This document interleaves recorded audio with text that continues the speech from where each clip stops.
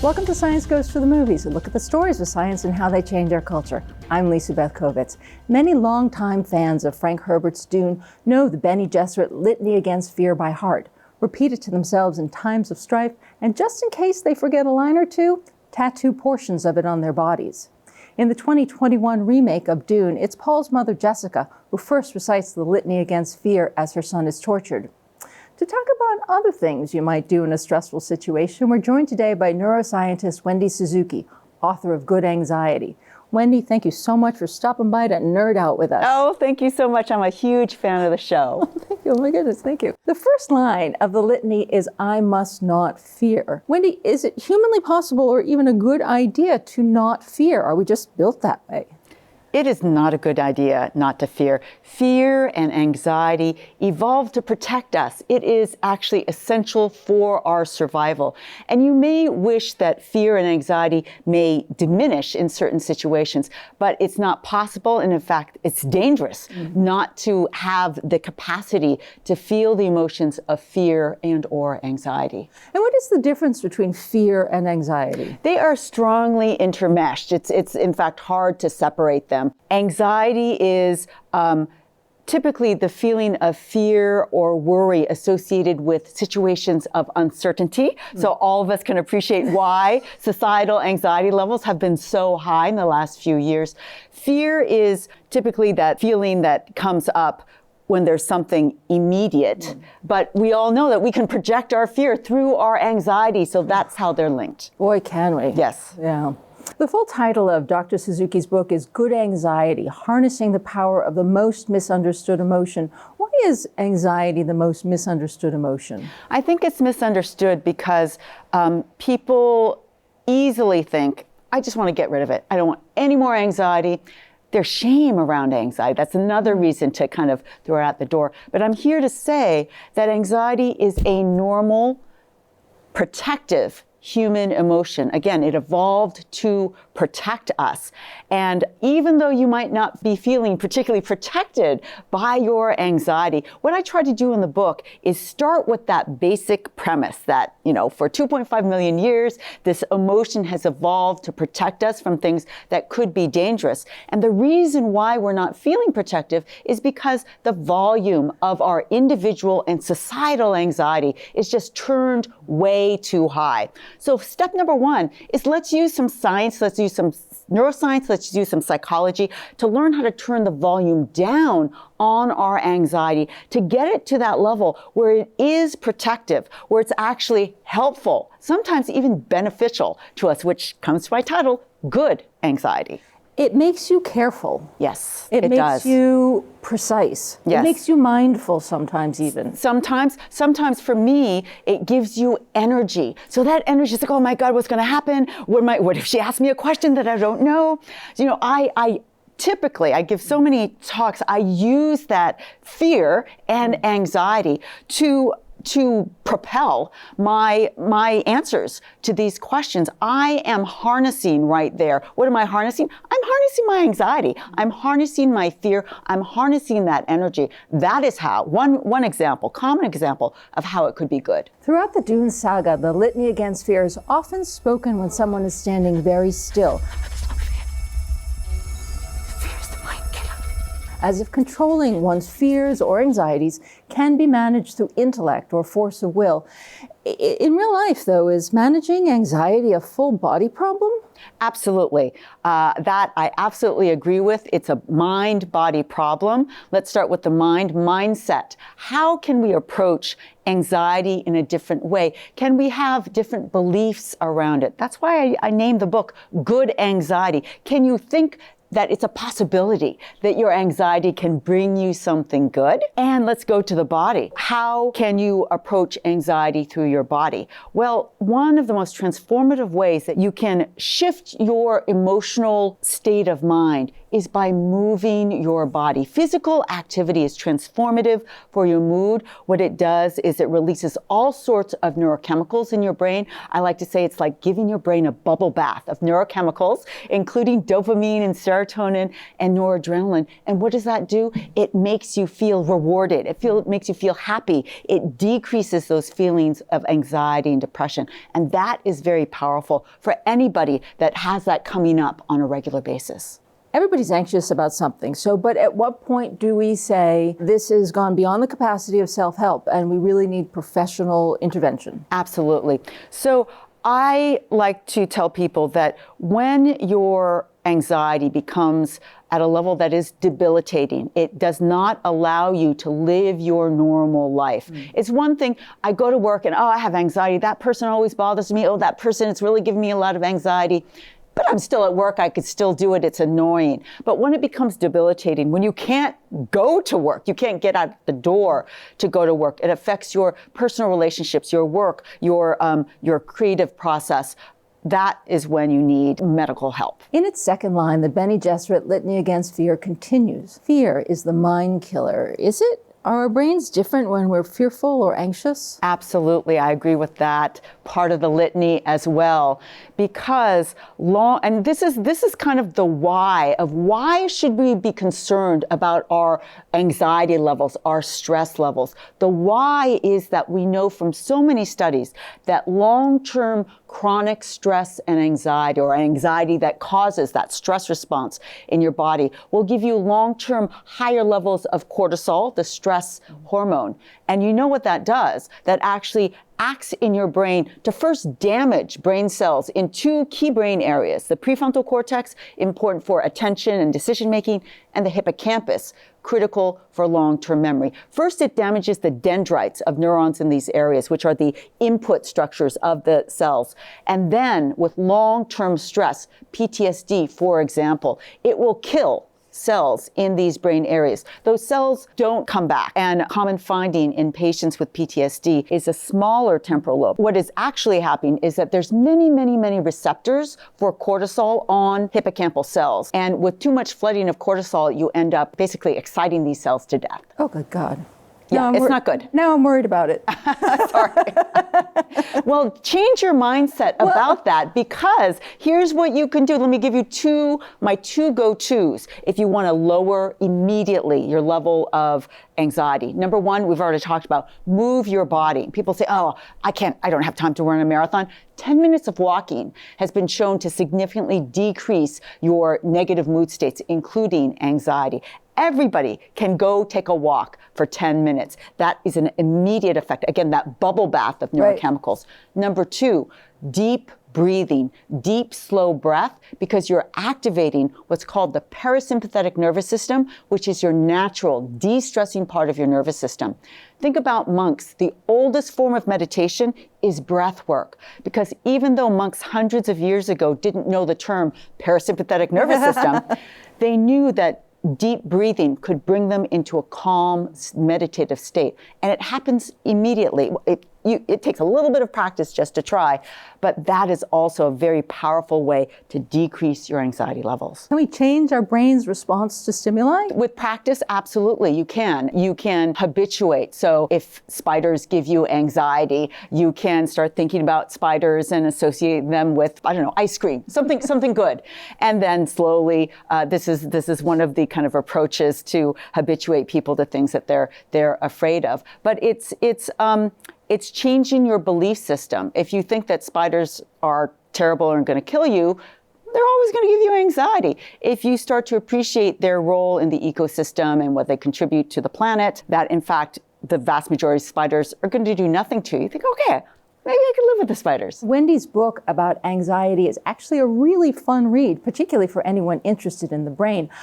I found it very interesting reading your book that in the 1960s, it was an absolute held belief that the adult brain could not be changed. Yes. So what happened? There was a neuroscientist that I had the honor of working with later in the 1980s, but in the 1960s, Marion Diamond and her colleagues at UC Berkeley said, I don't believe that the adult human brain can't change. There's learning. I'm learning all the time. I'm an adult. can we show this? What is the evidence that we can show? And so she did classic experiments raising rats in what she called an enriched environment, which is a rat cage full of toys that change all the time, lots of other rats to play with. I like to call it the Disney World of rat cages.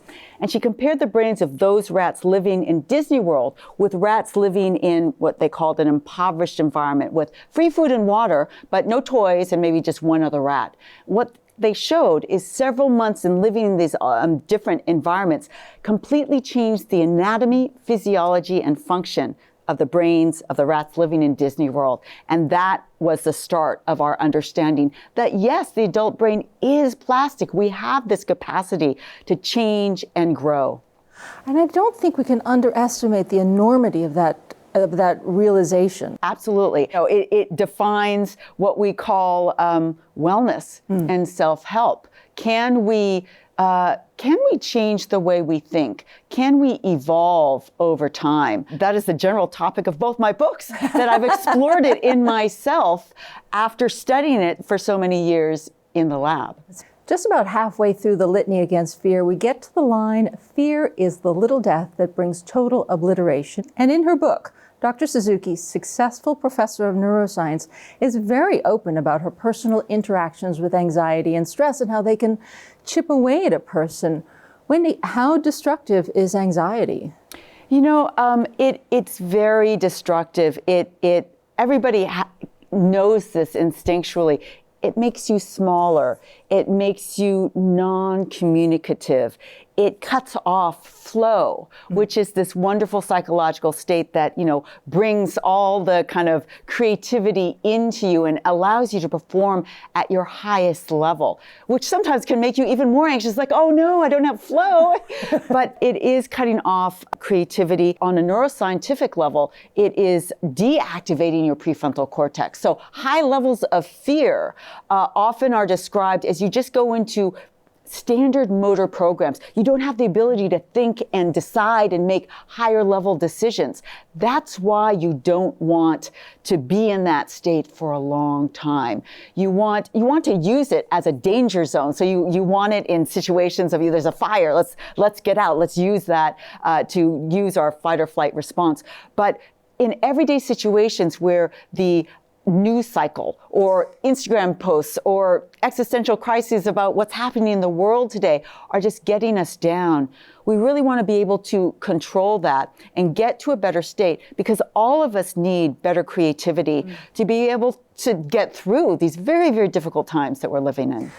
I don't make good decisions when stressed because I can't really judge the information quite as well. Yeah, and that is because stress is affecting your ability to use your prefrontal cortex, which is why knowing for you what are those tools to help modulate your mood state. The whole third part of the book is called How to Worry Well. And what I tried to do is just give as many different science-based and real-world examples as I can to show people that they have so many tools at their fingertips to try and modulate, to not focus so much on all of the bad things going on, but for example, just focusing on the present moment. What is going on right here? Yes, we're on TV. We're trying to say things in a good way, but everything is good, and we're still breathing. We're in a fun, excited state. Can you appreciate that? Yes. I cannot tell you how many times my director tells me, slow down, it's fine. Exactly. In the dead center of the Bene Gesserit litany are the words, "I will face my fear," followed by, "I will allow it to pass over me and through me." But in her book, Professor Suzuki addresses the value of these negative feelings.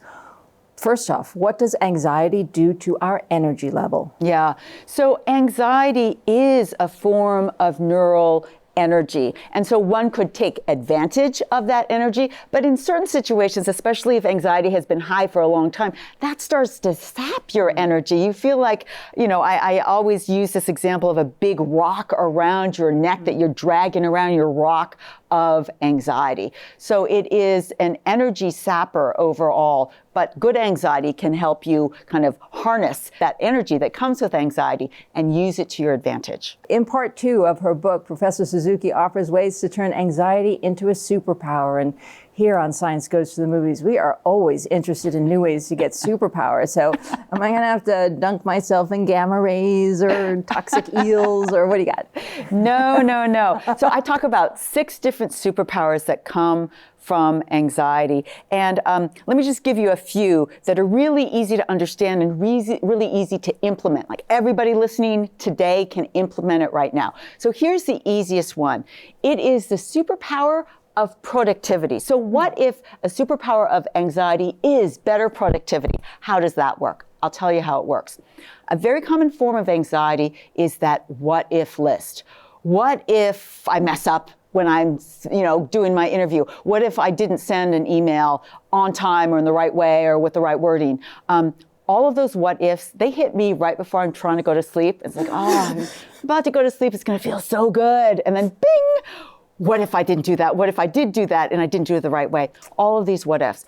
Here's what I learned from a very smart lawyer. So this didn't come from me. This came from a lawyer that I was interviewing as I was writing the book. She said, I am the smart, well-paid lawyer that I am because of my anxiety. I've had anxiety all of my life, and I'm worried about everything the lawyers on the other side are going to say and do. And so what she does is she turns her what-if list into a to-do list. So everything you're worried about, you turn that into an actionable item. Importantly, not just a list. You do it. You check it off. You're worried about that email? Well, go and read it. Go ask somebody about it. Do something active about it, and then check that off your list. And that made her more productive and made her a better lawyer. And once I started to try and implement that, I was like, wow, all of my worries are turning into ways to get better prepared in so many different areas of my life. It is a superpower for everybody, not just special people, but everybody. Well, it must have made her and then you so very valuable to the people around you that you were working with, that you're interfacing with, if your anxiety keeps you on this very clear and clean track. Yes, it absolutely is. I mean, I don't like to say, oh, can you turn that? Looks like you're anxious there. What could you turn? It's a personal decision, and you have to play with it, practice with it. Like for me, what I really appreciated is that once I started to do that, it still woke me up a little bit at night. But then I said, I'm going to address every one of those tomorrow morning. And because I always did it, I was like, I'm sure that I will do that. Now I could go to sleep. It'll still wake you up a little bit. But because again, we can't get rid of our anxiety. It's there because there are concerns. These are real concerns, but it does make you more productive. The last line of the Litany Against Fear reads, "And when it is gone, I will turn the inner eye to see its path. Where the fear has gone, there will be nothing. Only I will remain." And Herbert's words are poetic and beautiful and appropriate for the world of Dune, but Suzuki's writing offers a more practical, modern objective. So, what is flow? How do we get it? Why do we want it? Yeah. So flow is a psychological construct that was identified by psychologists with a very complicated last name, Csikszentmihalyi. It took me a long time to be able to pronounce that appropriately. And it's the idea that when you're doing something with high skill level, I always think of Yo-Yo Ma. So I'm a cello student. And I think of Yo-Yo Ma playing the unaccompanied cello suites. And not every time, but certain times, that time he was at Carnegie Hall, it was just flowing. It went beautifully. He got to different levels of interpretation that he'd never gotten before. And time slows down, and it's just such a beautiful experience. That is flow. And that's beautiful. But then you realize that anxiety can kill flow. If you have anxiety, you don't have access to flow. So now I'm depressed for 2 reasons. One, I don't have the skill of Yo-Yo Ma, so maybe I won't have flow in the first place. And 2, I have anxiety, so now I've completely obliterated my ability to have flow. And I wanted to talk about this because flow is so important.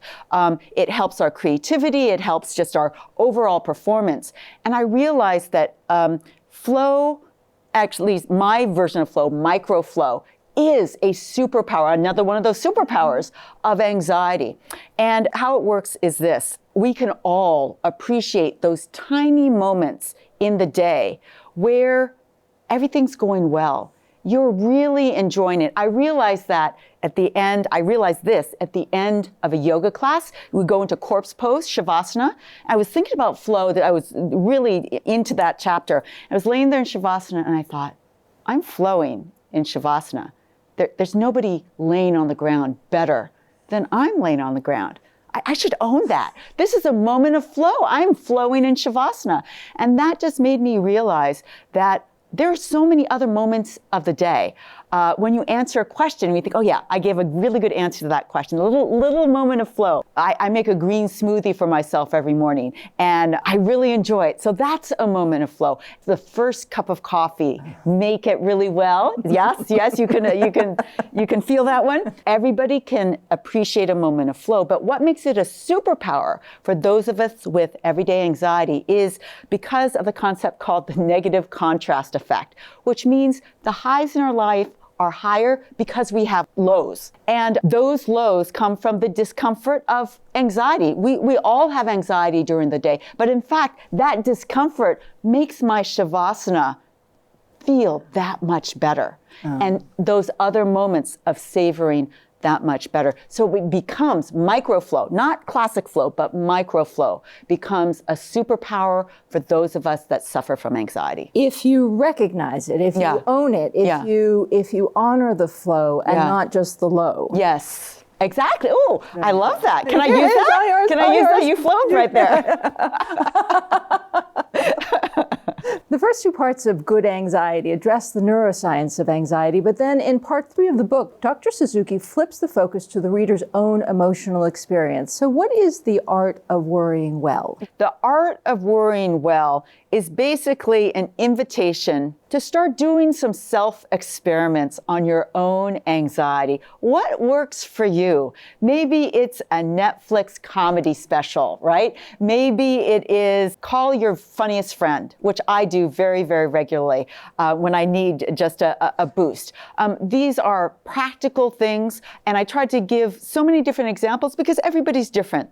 You might not appreciate or use all of them, but I wrote it so that everybody would be able to find something in this toolbox to start to combat their own anxiety. And then I invite you to, there are surveys in there so you can kind of monitor your level of anxiety and do a A/B test. You know, what does Netflix special do versus what does going for a walk with my dog do? How are they similar? How are they different? Which one works better? We love data. Yeah, exactly, exactly. Self-data. Yeah, self-data is very important, and I think what sort of made me very excited about your book also is that it had all of these science things, and then it really brought it down to how can I use them in my life. A lot of the things that you say really harken back to an earlier show we did a long time ago with Tony Bossis of NYU, who was doing an end-of-life psilocybin experiment. So people with the anxiety of terminal cancer, they tripped. They were tripping on mushrooms, and they came to many of the same conclusions that you are. That you know there is joy, and I'm part of something. And it just occurs to me that what you're suggesting is actually quite a bit larger than just anxiety. It's who are we in life? How are we living in life? Yeah, it's funny. You remind me that after I published this book, so many people from my past emailed me, oh, congratulations, including the Buddhist minister from the high school Buddhist group that I was with. And he said, you know, Wendy, your book is very Buddhist. And I said, oh, really? I didn't. And I think you're getting at the same point. These are, it started out as a science-based approach and a practical approach to anxiety, but it's really about an approach towards your life, an approach towards yourself, and appreciation of the self and the importance of your own valuing yourself, valuing your brain, valuing your own body, that many of us don't spend enough time doing. So I agree. Absolutely. While many revere the Litany Against Fear, I take issue with the Bene Gesserit sisterhood as a whole, the creation of a circa 1960s man who invented some of the most powerful women in the galaxy, then relegated them to a world of whisperers, determined to reap political control by sliding into the beds of powerful men. as breeding concubines. So screw you, Frank Herbert, and maybe I just needed to get that off my chest. But are the ways that do men and women experience anxiety differently, and do they express it differently, and is that a cultural thing, or are you seeing changes in the brain? Yeah, I mean, the data are that there are more women that experience anxiety, that have clinical anxiety. And in fact, over the pandemic, one of the groups that had some of the highest increases in their levels of clinically reported anxiety were adolescent girls. Mm-hmm. And it was linked to social media use. So I don't think we know the answer to why that may be. I think it is very important in my own analysis of anxiety that I describe in the book, looking in on your own emotions, learning from what your anxiety, what your fear, what your anger really is telling you about your values. That absolutely may be different between the way that men and women approach it and the way different cultures approach it. There are some cultures that don't want to deal with those negative emotions at all. And I say it is very, very important. They're there for a reason. Mm. They're not there just to be repressed. They're there, again, for protection, to warn us about things. And that is part of the call of good anxiety. Can you start using those uncomfortable emotions? And note, I don't call them negative emotions or bad emotions. They are uncomfortable emotions, and they're there for a reason. Use them, and you will start to take advantage of your full humanness. I think just those two words, negative and uncomfortable, are so hugely different, and yet when applied to the same situation can be really give you a very different end use for them. Yes. Wendy, but I am so sorry we are so out of time. It has been such a pleasure to talk to you. I hope you'll come back again with your next book. Absolutely, would love to.